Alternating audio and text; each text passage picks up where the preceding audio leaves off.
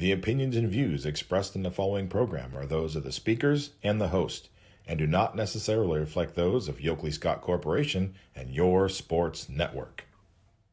Yeah, I've been closer to Jesus before, so can you help me out? Oh, can you help me out? Am I on my own? Am I on my own? But can you help me out? Am I on my own? Am I on my own? But can you help me out? Can you help me out? I've been scared to look in my soul.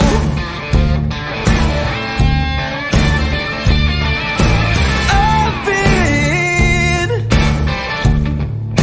afraid I would follow the road. Yeah, afraid of the things I've been told. And hello, everybody. Welcome inside a Wednesday episode of Running Point on YSNLive.com, brought to you by our good friends at Greenwood Chevrolet in Austin Town. Anthony Hartwig with you alongside Gary Altizer to my right, and down there in the bottom box, it's Scotty Mincher. It's Wrestling Wednesday, episode 8. How we doing, boys? Doing good. Doing Good. good? Scotty, how about you?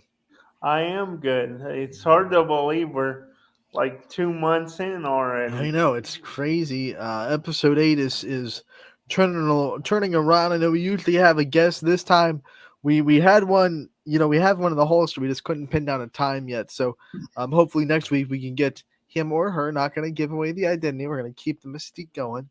But hopefully we can get them on. I will say, I'll give a little bit of a tease. It was someone that picked up their 100th career victory over the weekend. So there's a little tease for you there on who we're aiming to get next on Wrestling Wednesday.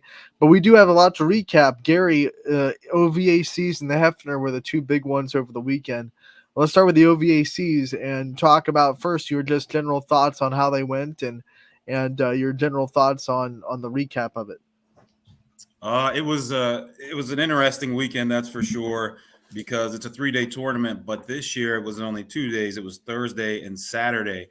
Because of the snow that came on Thursday night into Friday, they decided to first give us an alternate schedule where we wrestled a bunch of extra rounds on Thursday, which we don't normally do because we start so late. And then Friday, we were supposed to start later in the day at 5 o'clock rather than a noon start or 1 o'clock start. And then we got a message around 10 o'clock in the morning on Friday that said they were going to go ahead and cancel it for the day. And we were starting on Saturday early. So it just was a really weird weekend where you wrestled one day, you didn't wrestle the next, and then you wrestled the day after it. But I think that they handled it as best as they could. They have that big arena that they have to rent out, and then they have 42 teams spanning a couple states and hundreds of miles. They have a lot of things that they have to think about. So they did what was best to keep everyone safe, and it went through smooth on Saturday. Tons of wrestling on Saturday got through. I thought it was another great tournament. Yeah, I do not envy the coordinators of that because it's not like dealing with trying to decide whether or not to play a basketball game where one team just has to travel to one school, and that's it. That's all you have to worry about. It's like you said, 42 teams, various states, 3 states, right? Pennsylvania, Ohio, and West Virginia. Just Ohio and West Virginia. Oh, okay, I thought you said 3. Mm-hmm. 2 states. Either way, they're coming across, and every school has a little bit of a different route to get there. So you have to not just worry about this street or that highway. You have to worry about a bunch of them and try to figure out what is everyone safe getting here, because, or I guess if the majority, I don't know if would they cancel it if maybe like one school said we probably can't make it, and out of 41, No, you do majority rules, right? You say, hey, is it safe for a lot of our kids to get here? And they had to make the decision that probably was not easy for them to make, that they had to cancel Friday. Yeah, not an easy thing to do at all, but they have contingency plans set up. They had 2 different alternate schedules for things like this. They were very well prepared, and they always are. they start planning this thing way ahead of time in the springtime, actually. So they're kind of ready for everything. This was the 70th OVAC tournament, so they've seen just about everything. There have been floods, there have been snowstorms. There's been a lot of different things that they've had to deal with. COVID, that's the only one that's ever been canceled that I know of, at least in my lifetime. And that wasn't canceled until the very, very end. They pushed it as far as they could. But when you're coordinating two different states and two different rules, it just seemed to be impossible to get things worked out. So, but other than that, it was a great tournament. Lots of good wrestling, almost 500 wrestlers at the tournament. And this is a tournament where you only get one person per weight class to wrestle. So where a lot of tournaments, they'll let the JV wrestler or a second wrestler in a weight class wrestle and not score team points for you. This tournament does not allow you to do that. It can only be your varsity wrestler. So to have that many wrestlers, I think that's a great thing. And we just saw some more great wrestling. All right, let's talk about the nitty gritty of teams and wrestlers that stood out to you and had good results. Well, a team named Barnesville, it's way down south in southern Ohio from here. From Wellsville, it's a couple of hour drive, hour and a half, 45. They won it overall, and they're a smaller school, so that was pretty crazy to see when you've got national powerhouses like Parkersburg South there. But as for YSN schools, Beaver Local finished in 7th. They were the highest school that finished there. And then East Liverpool was next at 16th.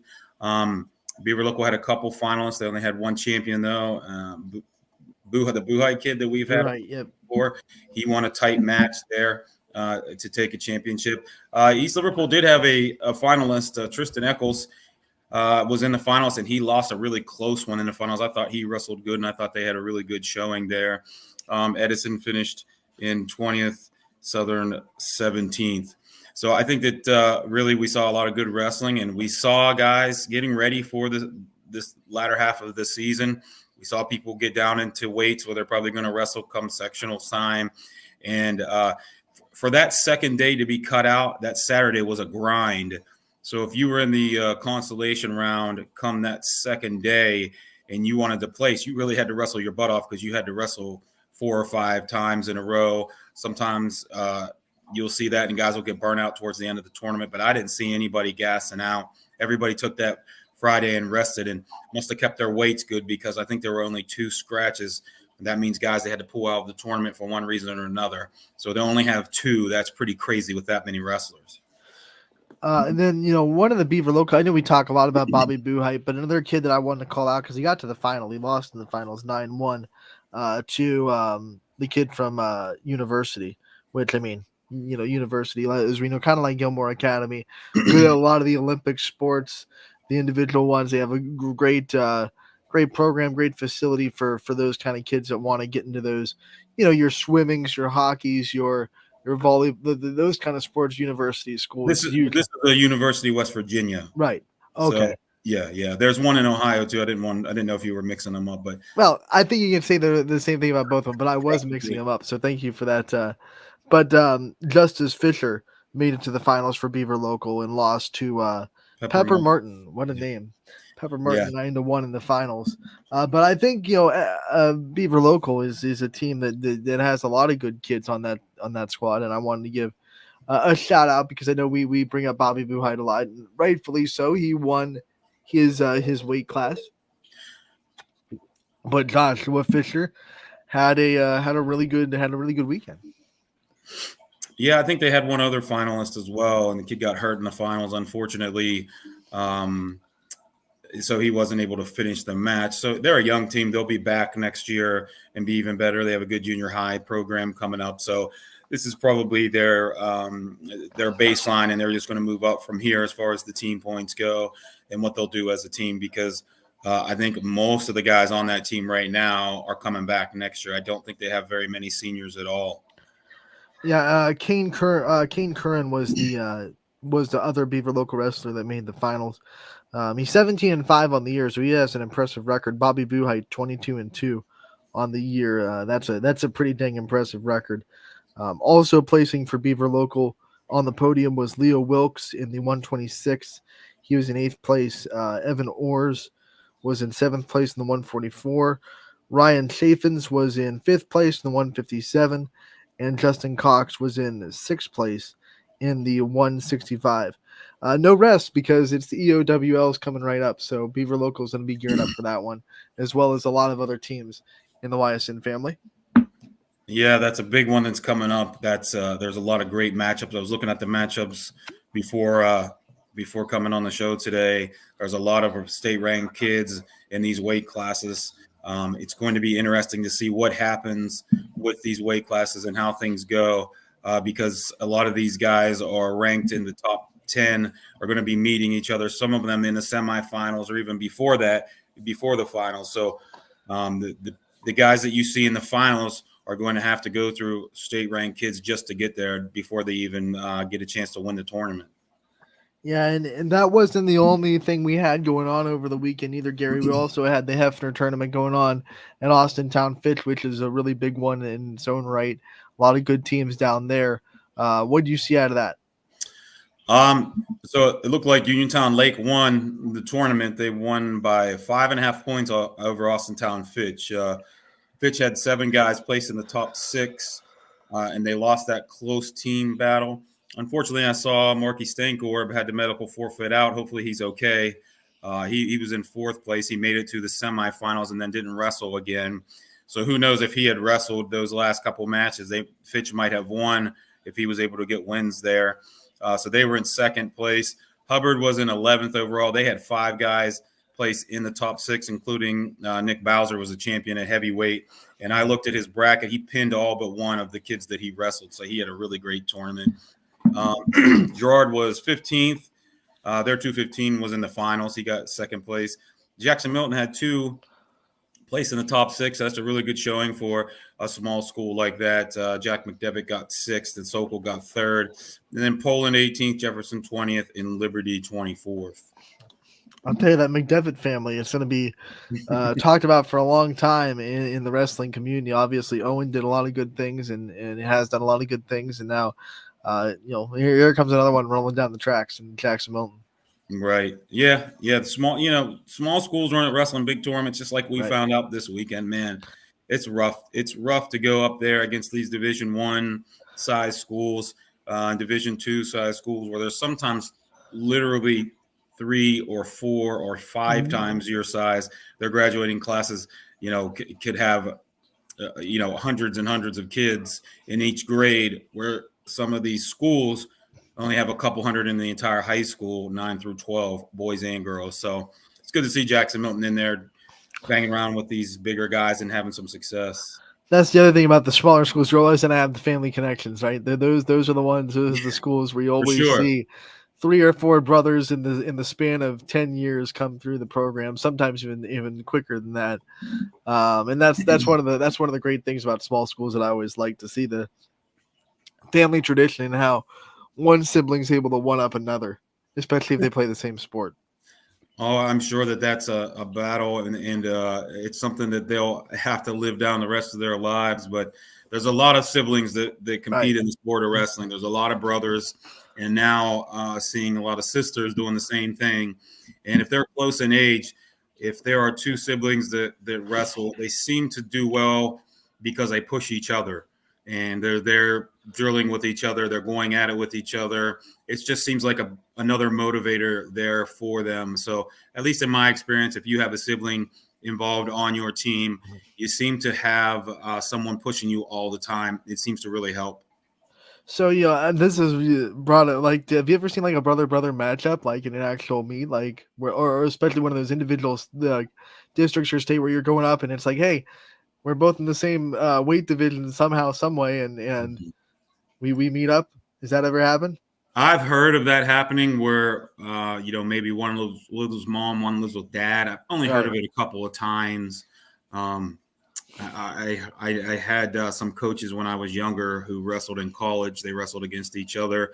Right. But personally, I've never seen that myself personally. It's always fun, brothers going up against each other. It was, no matter what level it is, it's always a big story when that happens.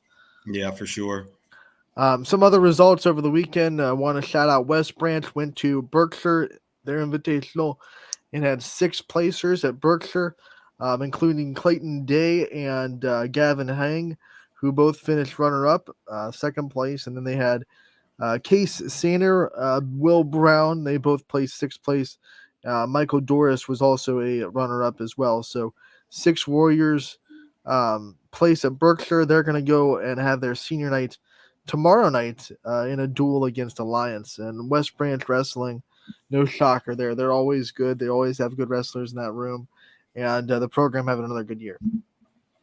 That's good to hear that they got a good tradition going there, and no surprise they got a couple guys in the finals and doing well, getting ready for that Division II sectional coming up, which is exactly 1 month from today is the Saturday of sectionals, 4 weeks, the 24th of February. Yeah, and that's what's crazy to talk about. We are sectionals right around the corner. It is not too far off. And then, between that, we have the EOWL. Like we've said it before, but wrestling gets really, really busy the next month or so.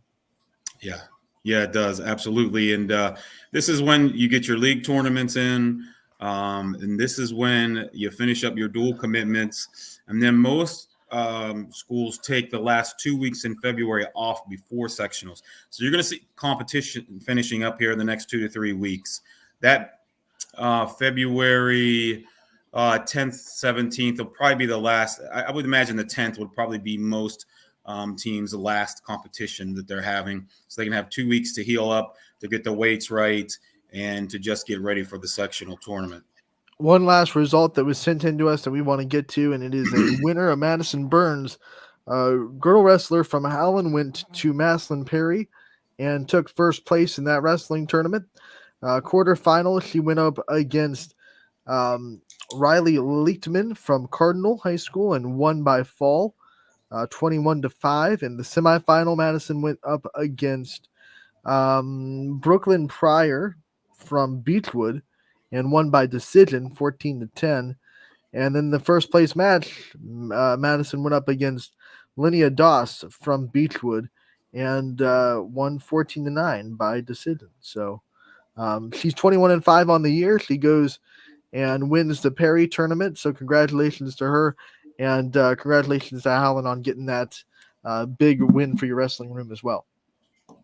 Good to hear the girls' results. I mean, it's exciting that more and more schools are sending the results in, having bigger teams. We might have to have a separate segment for girls wrestling sometime soon.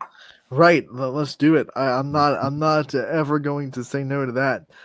We have, I believe, wrestling on the network tonight, Gary, as we go into more of a preview section. Chris Colucci going to be traveling down to East Palestine tonight as they have a try with Malvern and Toronto, 2 non-YSN teams, but I'm sure you know a lot about both those programs. What are Malvern and Toronto bringing to the table tonight in EP? Well, Malvern's been pretty good the last couple of years. They've got a couple really standout kids, a couple ranked in the top 5 or 6 in the state. That they'll be the favorites tonight for sure. They've got nearly a complete team. They fill most of the weight classes, and they wrestle at bigger tournaments. They were in that that Alliance Top Gun tournament a couple of weeks ago, to tell you just where they send their kids. So they try to get them a lot of good competition. So that's a quality program there. The coaches there do a good job. They're very hospitable at their tournament to open the season. So we see them, a couple times a year. Toronto, Coach Aubiel down there, he's doing a really good job trying to build that program back up. I think this is his second season there.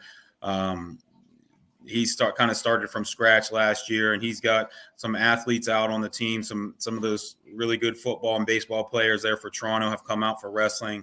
So he's done a good job getting the numbers built up there. We saw them over the weekend at the OVAC tournament, and you could just see them taking the next step. They're taking the steps to get to be a better program and a better team. I think he's doing a good job there. East Palestine, Coach Rick Hostetter. Yeah, he's a really good guy. I see him all the time. Most of the places we go, we see them. He's done the same thing, kind of built that program up. He's got a couple seniors there. One of them, I think, is close to his 100th career win, if he didn't just actually get to that. So, he's done a good job there. They're building things up from the bottom down, from the elementary school up. They're getting good numbers at their junior high, which is really the bridge to a good program. So he's done a good job there. So good luck to all those guys tonight. Three good coaching staffs there, three good guys leading those teams. Then we already said West Branch having a senior night against Alliance. You've been a part of a lot of senior nights. What does it mean in the wrestling community for seniors to be able to be honored on a senior night, especially against a conference opponent? It's a good time to shine a light on the kids. Senior night seems to bring out more people from the community, so they get to go and see those guys. When they announce them in front of the fans, they get to tell them their accomplishments. Because wrestling doesn't get as many home events as basketball does. Say you get 11 minimum with basketball, and then if you get more in the sectional, you get more than that. So there's not as many opportunities for wrestlers. Really, you just get a couple or a handful a year. So it's just a good time to honor the kids and the hard work that they've put in over the last 4 years, to tell the community about their accomplishments. And then hopefully if they get a nice crowd out, that can really help them emotionally be up for the match. Another conference duel going on tomorrow. Boardman will be at Canfield, 7 o'clock start time there. The AAC, Boardman, Canfield, Fitch, Howland, Harding. A lot of good wrestling in that conference. Yeah, that's for sure. Boardman, Fitch, Howland, and all those teams will be at the EOWL. And there are some weight classes in that EOWL that are going to be really good, fun to watch. That 132 weight class, which Bobby Buheit's in, and Adam Heckman. There's two kids ranked in the top 5 in the state. Hopefully they'll be on opposite sides of the bracket from each other, and they can meet in the finals. That, along with the heavyweight weight class, where you've got Bowser, you've got Canfield, you've got United, you got guys ranked really high. The Alliance heavyweight, I believe, is ranked in the top 5 or 6. So you're talking about 4 state-ranked kids right there in multiple divisions. That heavyweight weight class, the 132 weight class, those are going to be 2 really fun weight classes at that tournament. The EOWL will be at Austintown Fitch on Saturday, and Chris Colucci will be down there for the finals of the EOWL. Gary, you just went over some big names to watch. Talk a little bit more about the EOWL and what it is and what it means to wrestlers in the community. Well, it's the EOWL stands for the Eastern Ohio Wrestling League, and it's a league of somewhere between 25 and 30 teams. There are a lot of Division II teams, some Division 1, and then some Division 3 mixed in with it. And I know at one time it was called the hardest league wrestling tournament in the state. I think that there are definitely years where that could be said because of the amount of quality wrestlers that are there. I mean, just looking at a couple of these weight classes, Division or 106, there are 3 state-ranked kids from Division 2 and 3 from Division 3. At 120, it's the exact same thing. 126, you've got 5 with 4 of them ranked in Division 2. That 132-pound weight class, you've got the number 2, number 5, number 6, and number 8 kids, all from Division 2. Howland, Beaver, local, Canfield, and Louisville, all of them ranked to right there in the top 8. So 7 spots separating those 4 from number 2 to number 8. That's going to be a meat grinder right there of a weight class.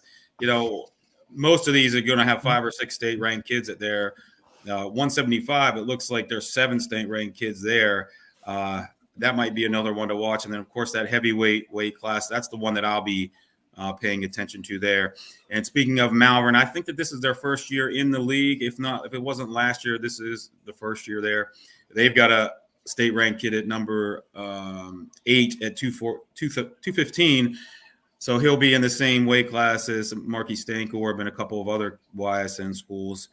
So you're just going to have some great wrestling there. Chris is going to have a good time with the finals at that place. By the way, I did get one result in that I forgot about. I want to go back and make sure we give him a shout out. Someone that we need to talk about more because he's one of the top kids in the state, I think, and Brayton Feister from Hoban, who won his 215 division at the Hefner as well. 9-0 during the 2 days, 7 falls. So he's good to go. They are hosting. Brought that up because Hoban is also hosting an invitational on Saturday, so that's more wrestling going on in the YSN family. Saturday morning at 10 a.m., Hoban will be hosting their own invitational down there in Akron. So, but Feister, I mean, he's one of the best in the state in the 215. Yeah, that would have been it would have been a good match to watch with Stan Korb and him. He did wrestle, I think is Griffith from Girard in the finals. Hoban. I don't know. Is there a sport that school isn't good at? If there is, it's off in the dark in the corner, maybe like a billiards club or something. I don't know. Seems like they're at the top everywhere, every sport, everything they do. Their volleyball team's good too, right? Oh yeah. Yeah. Yep, their girls basketball team is one loss right now, maybe two. Boys basketball won state last year. Football's been in state for I think what 4 or 5 straight years. Yes. Obviously, they fell this year to Madison, Washington, but getting there is an accomplishment in its own right. It's ridiculous. Yeah. Yeah. That's a school that just pushes out excellence, obviously. So it's good to have them in the YSN network. That's Oh, for you're sure. not kidding, Yeah. Scotty. Do you have any thoughts for Wrestling Wednesday for Gary before we end the segment? Yeah, sure. I remember I just wanted to pick your brain on this, Gary. I didn't get a chance to last week, but I was thinking about this last week when we had Marky Stancorp on, and Anthony, you could chime in on this too. But I just love like his enthusiasm and charisma, personality. What do you think, like, in your guys' mind, in your opinion, um, it seems like most people that love sports, they love it from a very early age. But like with anything, some people are more outgoing than others. They're more like maybe flashy, and then you have other people that are more reserved. Um, but what do you think, Gary, as far as because you see the people and the leaders that go about it and do it in a quiet way, and then you see guys that are more outspoken and just have that extra. You see the fire. So do you think there's like certain specifics as to why that is? Is it upbringing? Is it just influences? And then the second part of that, I just wanted to know, do you think it's good to have a balance, or if you're dedicated, it doesn't matter if you're humble or if you're a little more like a bit of a boaster. Okay, as far as the first question, you're talking about coaches, right? And some who are like the hoorah and some who are more reserved, or are you talking about the wrestlers? Uh, I really meant just like both, honestly. But It's it seems like you're kind of born that way, and you could be conditioned to be that way if maybe that was the environment that you grew up in. You could definitely take those traits on, but I think a lot of people are just born extroverts and some are born introverts, and it kind of just how people are. They're some people are born just to be an extrovert, to be talkers, and others are born to not be like that. And I think you see a big mix of that in wrestling, because you do have to put yourself out there. You cannot hide yourself in a wrestling match or on a wrestling team, because when you get on the mat, it's just you and your opponent, and nobody else. There's no teammates there. You're not sitting the bench just waiting to get put in the game, or you just want to be on the team and hang out. You're going to wrestle and you're going to be out there. So you'll see both kind of personality traits in people, but there is an element of you have to be somewhat of an extrovert to wrestle, because you're going to put yourself out there. As far as like having a balance of, you're saying confidence and humbleness, is that am I reading yeah, into that?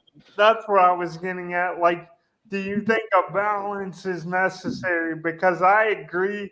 I mean, I obviously because of being in a wheelchair, never being able to physically do it. But the more we've had you on, and the more wrestlers we have on, it does seem like they have that extra swag. But do you think it's necessary that they still remain humble, or do you just say, if they're backing it up, then, be, maybe not cocky, but extra confident? Well, I would say one good thing about this sport is it will humble you eventually.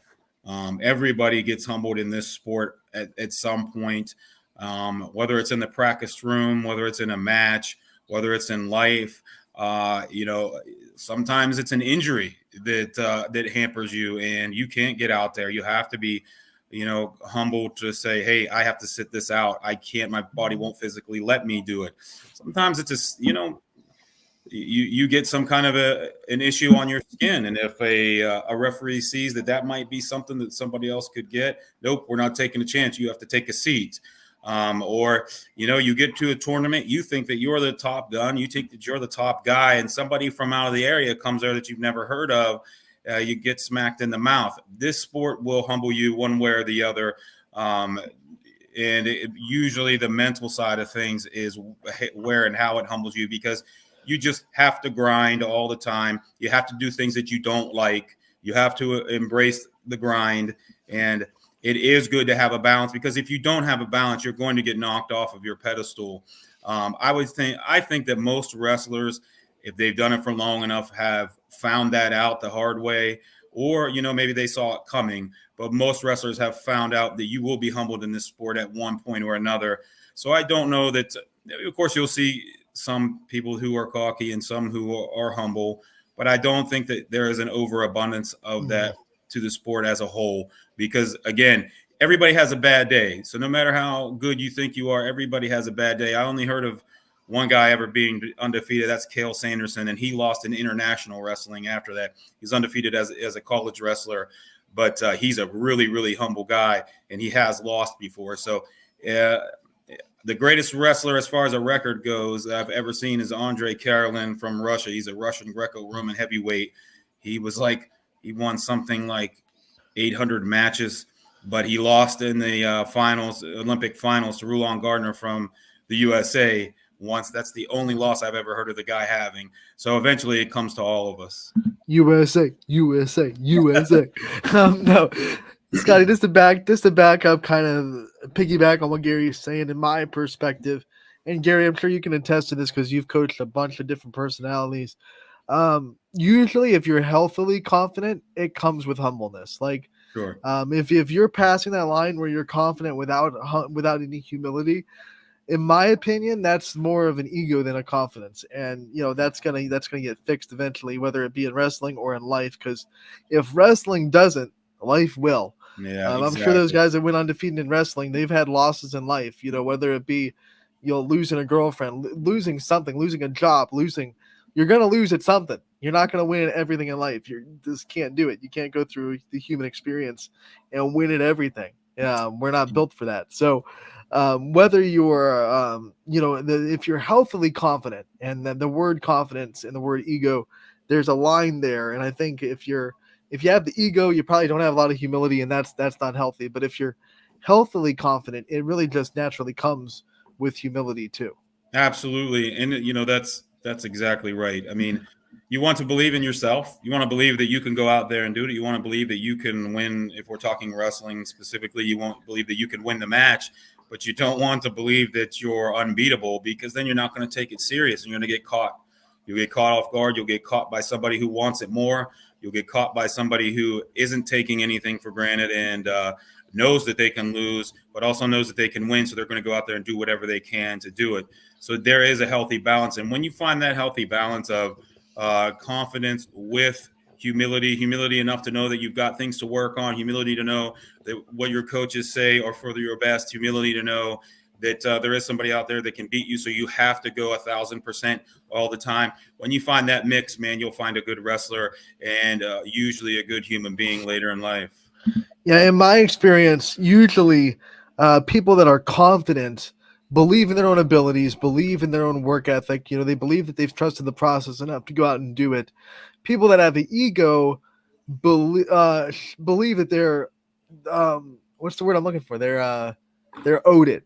You know, like this I'm owed this because I work hard, or I deserve that. This is something that I just deserve. I'm just gonna go and I don't need to work at it. I deserve it, right? So Right. that's when that gets wishy-washy, and we've seen I think a lot of professional athletes come off as egomaniacal, but obviously they're going and backing it up with their work ethic, and they've worked so hard to get to that point. I think a lot of them are just ultra confident dog mentality, but when you take them off the floor and you learn, who they are as a person, they're probably not like that off the field or off the court or off the whatever role they play. They're probably more of a, balance in their own life, because like I said, Scotty, you lose at something, right? If you're not losing on the football field or on the basketball court or on the wrestling mat, you're losing at something, The guys that are on the guys that I like to look at as far as the professionals go, it's the guys that are on the fringes of the roster.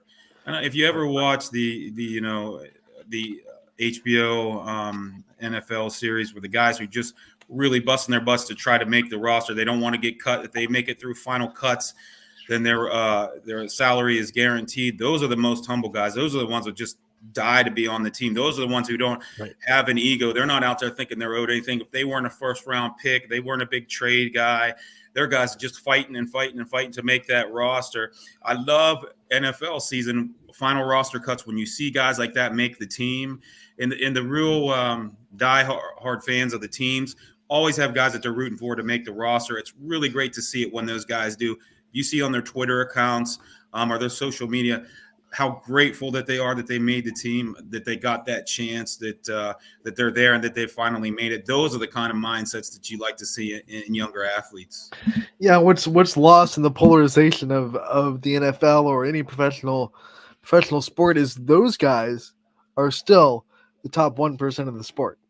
Like, even if you're on like third string NFL, you're better than 99% of the football players in the country. Yeah. And they did something right to get there, right? Like they had a dog mentality in their own right to get to that point.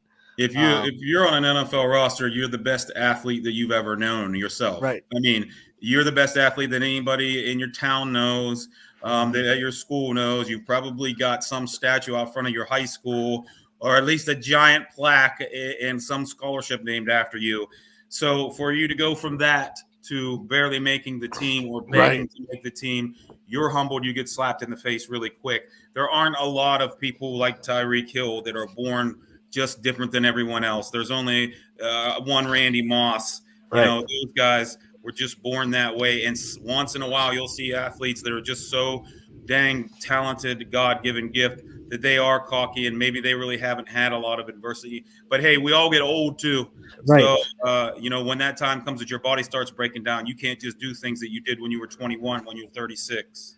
And I think the reality, even if we don't see it, like even those guys, the ones that we get so annoyed at because they're such personalities or whatever, like they're not just talented. Like they've put in a lot of work to get to that point too. And like we don't even like to get to that NFL level. Like it doesn't just happen. You can't just be that unbelievably talented. You still got to do stuff to better yourself. Like for Tyreek Hill, for example, he had to become a wide receiver. He had to learn how to run routes. Like otherwise, he was just going to be a punt returner his whole life. Yeah. Exactly. Yeah. Don't get me wrong. You can't get to professional sports and be lazy. Right. We're not talking about being lazy. But as far as the humbleness goes, right? You even just the hard work can humble you sometimes. Right. Oh yeah. Hey, we're not all Calvin Johnson. We can't all be 6'8" and also jump out of the gym, right? And have freakishly 4'4", 40 with that body, something like that. That's just God given. Scotty, Gary, that'll conclude Wrestling Wednesday because I think we're getting off the rails anyway. So we will take a break. We'll segment it here. We'll stop Wrestling Wednesday here. We will take a break. We'll come back and we will, of course, recap last night's basketball matchups. And then we'll preview what's going on the network tonight as well. Don't go anywhere. This is Running Point, brought to you by Greenwood Chevrolet in Austintown. 21 News delivers the news as it happens, using the latest technology from where it happens. Live here outside the Mahoney County. On air, online, Wednesday afternoon weather update. Very dangerous. and on the 21 News social media platforms. I'm on the road right now. 21 News, the Valley's only locally owned source for trusted news since 1953. Craftsmanship to us is 60 years of pride and dedication. Passed down from generation to generation. The hardwood floors that your kids take their first steps on. The solid wood doors you quietly close at night. The things we create day in and day out are the products that end up turning your house into a home. At Baird Brothers Fine Hardwoods, uncompromising quality and craftsmanship built our business. And it will keep us moving forward for generations to come. Going the extra mile at Greenwood Chevrolet means we want to take care of the community that takes care of us too. And we have to work together always. And that's how you stay in business for 40 years. You know, I love being a helper because when I help somebody, it makes me feel good. It means a lot that I can make a difference in others' lives. So I will do everything I can and just being there for them every step of the way. I want them to know within the first 5 minutes that they could depend on me. That's what going the extra mile means, only at Greenwood Chevrolet. Before the lights come on, before the workday begins, before a long day is ended, or it's time to have fun. It all starts with the people at Joe Dickey Electric. From replacing a light fixture in your home to building a substation for your business, no job is too big or too small. The people of Joe Dickey Electric power them all. Joe Dickey Electric, over 60 years of powering the Mahoning Valley.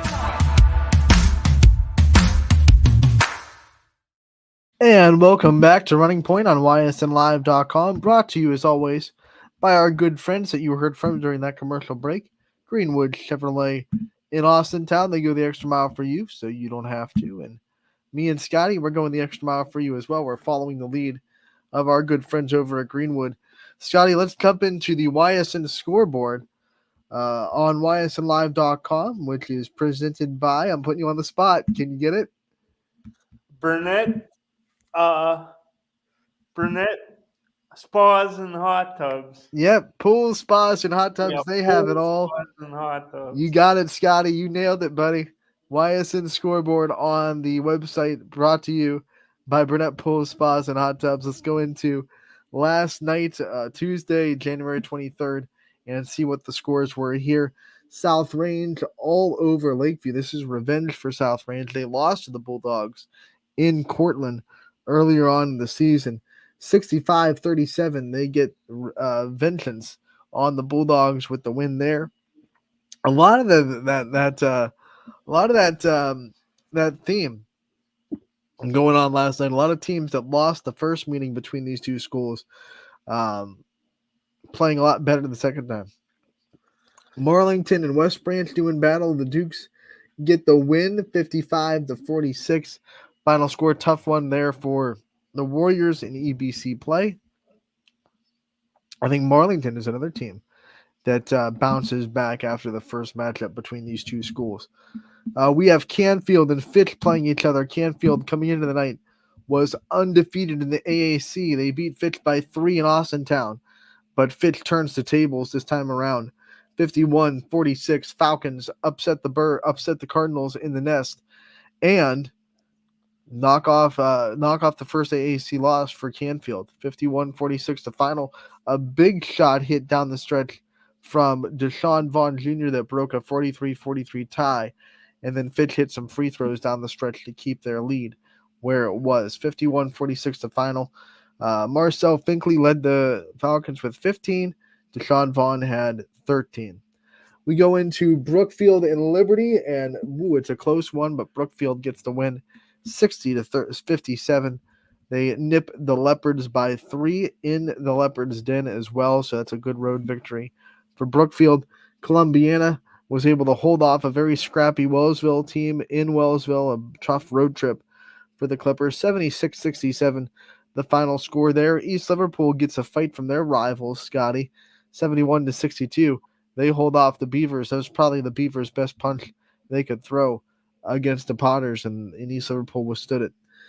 We go into Garrettsville Garfield going on the road to champion, and a big win for the G-Men. 73-61, a 12-point victory for Garfield. We go on to Jackson Milton getting the win 59 to 30 over Sebring. That's a bounce back win for Jackson Milton. East Palestine doing battle with Latonia, and it's a narrow victory for the Bulldogs 59-54. East Palestine with the win. Middle Ridge hosts McDonald, and the Blue Devils get the win 68-52. Salem and Minerva and getting in a close one, but the Lions come into Salem and get the win 48-45.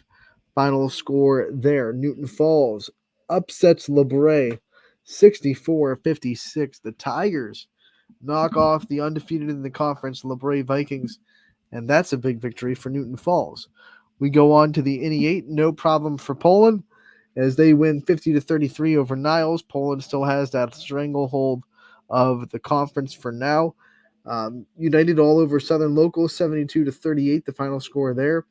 Springfield beats Western Reserve 58-35. That's a final from the Tigers over Western Reserve on the road.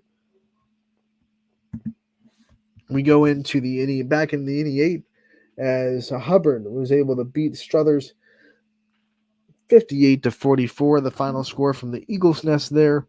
Lisbon able to hold on to their 9-0 record in the EOAC, 51-37 over Valley Christian. Lowville, another team that wins the second matchup after falling Waterloo wins the second matchup after losing in the first as they beat Lowville 51-36, the final score there. So that theme continues of teams knocking off teams in their conference they lost to the first time around. And Warren Harding beats Howland 44-39. Beaver Area, big win over Hopewell 75-41, the final score there. Bobcats on top. Campbell goes and beats Crestview at home by the final score of 69-21. Cheney was able to knock off the Urban Scholars, a big one for the Cowboys, 80-28, the final score there. Hoban was able to hold off Walsh Jesuit 49-45, final score. The Knights get the victory on the road against their arch rivals in Walsh. And JFK continues to ramble through Portage County, 88-40 over Rootstown. No one in that conference is stopping JFK to this point. Perry beats Jefferson in overtime, one of the best games on the network last night. Final score 60-55 in OT. Southeast was playing host to Grand Valley and got the narrow victory over the Mustangs 59-56. And last but not least, Harvey drops 100 on Conneaut and wins 100-55 against the Spartans. All right, Scotty. Those are your scores. Give me some of your takeaways, bud. I guess I'm not totally shocked by these matchups and the teams that a lot of it, the theme of it, as you said, Anthony, teams getting revenge on opponents that bested them the first time around. I think a big thing to take away for me, it's that if you're familiar with an opponent, it's not that you can't beat them consecutive times in a row, but it makes it that much tougher. And because I think it's hard to get up for every game every night, especially when you're in high school and you're not making money and there's all kind of distractions and there's drama in high school. So I think sometimes as great as these coaches and a lot of these players are, that makes it tough. I'm a little surprised with how many of these teams won. I thought there'd at least be a couple more where teams get the second consecutive victory, but I guess it just speaks to the parity, and we all love that. In really any sport, but on this high school level now, Anthony, you just really don't know every night to night. I mean, nothing is guaranteed, and these players and coaches go out and they're giving it all they have and laying everything out there on the floor. So that's why we love covering it. Is we're not gonna get shortchanged. Those first three scores on the scoreboard, Scotty, are all teams that lost the first time they met. South Range lost to Lakeview, Burlington lost to West Branch, Fitch lost to Canfield, and they're all wins. Probably the most impressive turnaround was Marlington, who lost to West Branch by 20 the first time around, 53-33. And they come back last night and get the 9-point victory over the Warriors the second time around. Yeah, that's in losing by 20. I mean, it'll definitely, like Gary, when we had him on, he talked about like really any sport. Specifically, we were talking about wrestling, but he talked about how any sport could humble you real quick. Not only humble you, but I think when you get when you have a really bad night, you kind of get your butt kicked. You're gonna do everything in your power to make sure you get that second shot at a team that you're gonna knock them off the second time around. South Range lost by 13 to Lakeview the first time they played, 69-56. This time the Raiders, bounced back and beat Lakeview pretty handily, 65-37. So that's a big turnaround. Fitch and Canfield was close the first time. Canfield won by 3. You could argue it probably, was a 5-point game. Fitch got a quote-unquote garbage time buzzer beater to make it a 3-point game. Canfield hit 2 free throws to make it 5. So that one not as hard to see the turnaround there. Another big one that I think pays dividends going forward. Newton Falls lost to LeBray by 10 the first time, and they upset LeBray the second time around. So Newton Falls gets the win. Plenty of others. Waterloo lost to Lowville the first time around. Just a lot of revenge tour, I guess, was the name of the game last night, Scotty. And one of the things that I think is a reason when people are like, why did this happen, or what are the causes? And I'll say this, I'm going to just take off the score. Well, we're actually on the screen. I didn't even realize that. I thought we were full screen on the scoreboard. So if we were looking funny, or if we were not looking at the camera, my bad. But one of the things that I think is a reason for it, honestly, is we've talked to a lot of boys basketball coaches. They all say it. Teams, especially on the boys' side, because football is such a long, grueling sport, and a lot of these teams had successful football seasons. They got them late into the gym. They stride in January. So I think a lot of these teams might have gotten clipped early in the season when they weren't necessarily in the best basketball shape of the world. And all of a sudden, here we are in January, and it's a different team, different shape, different athleticism, and they turn it on, and now they're striding. Yeah, and it's like, not to get too far off track, but I think your Kansas City Chiefs are I know it's a different level of that, but I think it's kind of the perfect example. Like people been saying for weeks, oh, the Chiefs aren't the same. Oh, this is when they're the most vulnerable. Like, look out, it could be an early playoff exit. Their first time going on the road, and you see them in the playoffs after those late season kind of struggles. They've really just kind of like said, okay, playoff mode, like this is when we're at our best, and you just kind of lock it in. Yeah, there's something to be said about the urgency of playoff mode and how it just makes some guys that maybe didn't pay attention to all the close details in the season.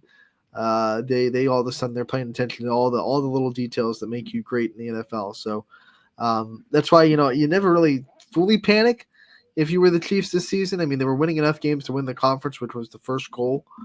So but now you got him in, Anthony. They were different. There was a time when you were a little, because there was a scenario. It went down to the wire. Your second last week where the Chiefs winning a got in.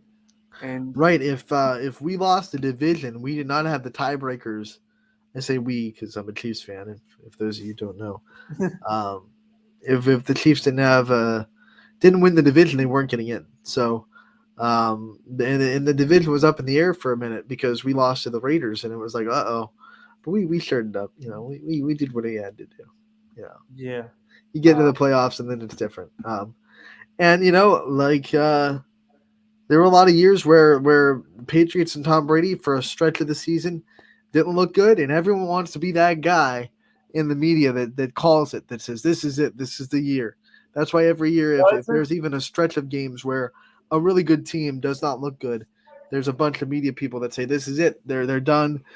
Because And everyone wants to be the one that's right about that team, being at the end of their rope.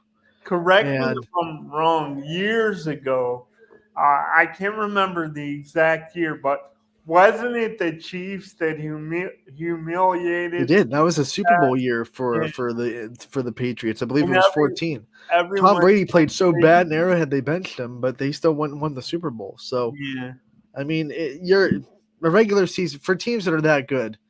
Sometimes the regular season, you just got to get through it, and then the playoffs, it's like you hit playoff mode, and you're just that team.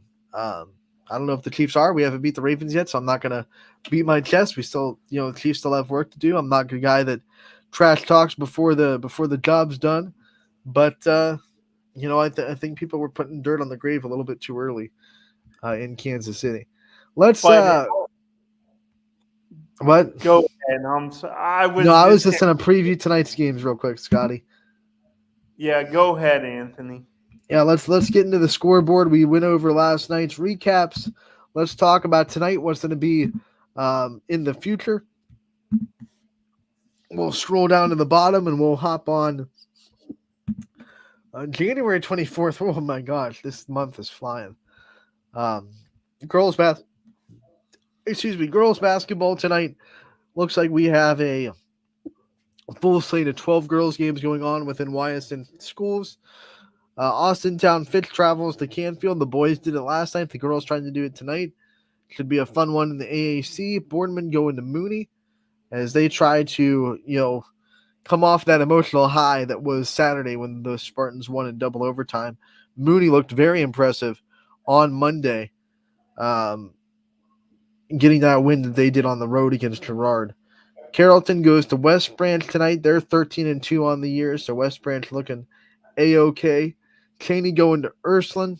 We have Heartland Christian traveling to Richmond Edison. That should be a really good road trip for Heartland. Marlington goes to Salem. We have St. Thomas Aquinas making the trip to Warren JFK.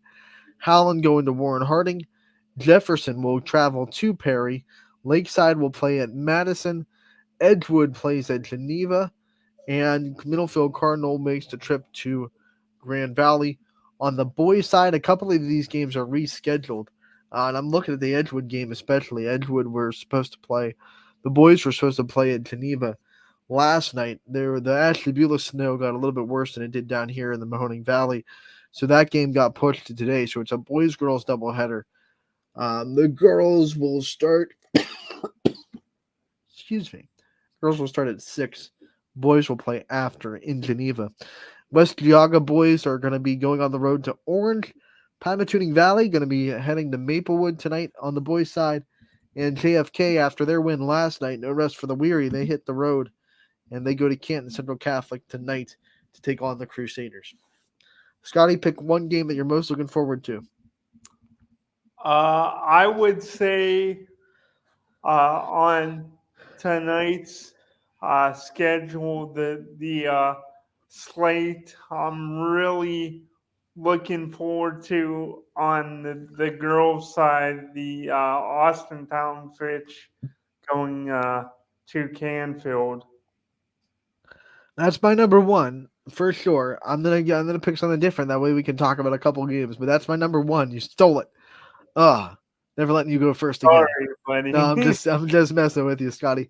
The other one that I'm sneakily thinking that it could be a pretty good game. Is this Boardman and Mooney game? I think if the right Mooney team shows up and they play like they did against Girard on Monday, Boardman going on the road off of an emotional high on Saturday. Can they come down from it in time?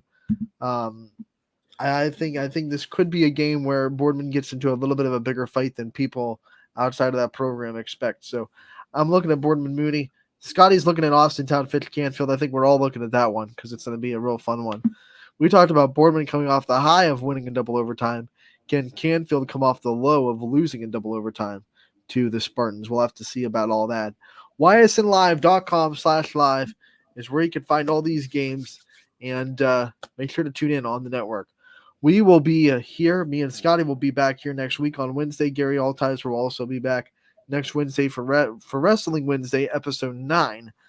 And as for me, I'll be back tomorrow from 1 to 2 on Running Point, which is always brought to you by our good friends over